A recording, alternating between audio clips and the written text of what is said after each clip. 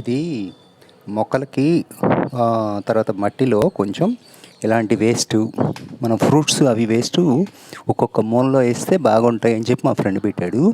అట్లా ఒక్కొక్క మూలలో ఎప్పుడన్నా 4-5 రోజులకి ఇట్లా బనానా చెక్కులు కానీ, ఏదైనా మ్యాంగో చెక్కులు కానీ, లేకపోతే సపోటా పనికిరాంది కానీ అట్లా ఒక్కో మూలలో వేసి కొంచెం వాటర్ పోస్తున్నా.